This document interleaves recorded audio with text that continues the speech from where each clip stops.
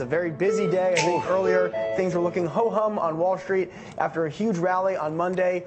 Gave investors some signs of life after an ugly week. Stocks are getting smoked again on Tuesday. Tech sector leading losses. And, you name it, stock is down. Facebook, Tesla, Nvidia, Twitter, Adobe, Micron, Alphabet, Microsoft. These are all down more than the broader market. Final hour trading, seeing the Dow roll over, the S&P roll over, bonds rally, a proper risk-off day here on Wall Street. Dan, I guess what's your take? I think Facebook is a lot of this. Yeah, of course, agree. we often use Nvidia as a metric of the market, so when Nvidia is down, then it's especially bad. I think you could probably point to a few of these companies and make the case that it's really being driven by them. But Facebook, you just can't discount here. The story has not gone away. And look, if you want to wonder why the market was a little bit up this morning, and then, as you said, they rolled over at the end of the day, it was down, well, you could make the case that it was the news that Mark Zuckerberg is likely to testify.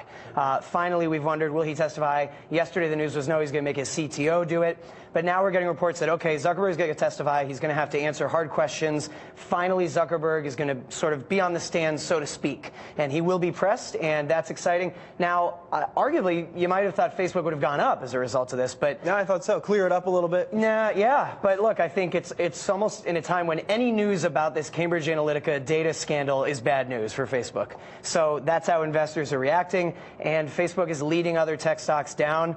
It's funny, we love to say on the show, hey, stocks usually go up. Well, except when they don't, well, right? Sometimes today do, right? is a bad day. The other side of that is stocks usually go up, is true, but they sometimes do go down. Right. And you mentioned Facebook and the news flow there. I think what's also interesting is how you have what's clearly a technical washout in the market coinciding with negative news. And the self-driving car space jumps out to me today. Yeah. The news that Nvidia is suspending tests of self-driving cars. Tesla shares down 8%. We saw the news last week with Uber. So you have this perfect storm for tech of all the ways that we're going to change the world seemingly backfiring at a moment when investor sentiment is growing increasingly negative. Yeah, gee, maybe all the great new exciting things that include giving our data to everyone liberally and allowing them to then sell that data to marketers, and being excited about futuristic things coming today instead of tomorrow, maybe those aren't as promising as we thought. We've seen a lot of bad news about self-driving cars in the last 2 weeks, really. As you say, it started with obviously a death by self-driving car, and that caused Uber to have to suspend its operations. I believe Toyota also temporarily suspended its self-driving car operations.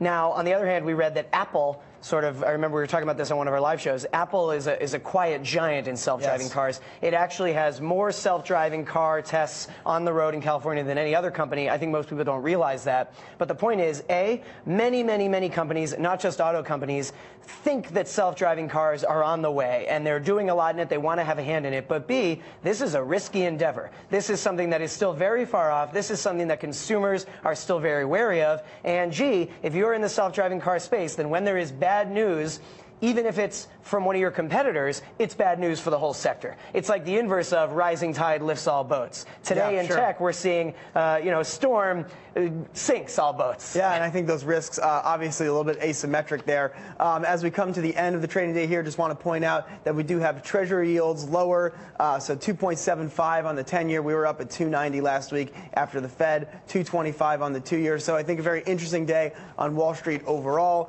given that whole complex of action. Oil prices only off a little bit. Dan, yesterday we saw President Donald Trump tweeting positively to news that the stock market had gained 700 points today. I don't think we'll get any tweet.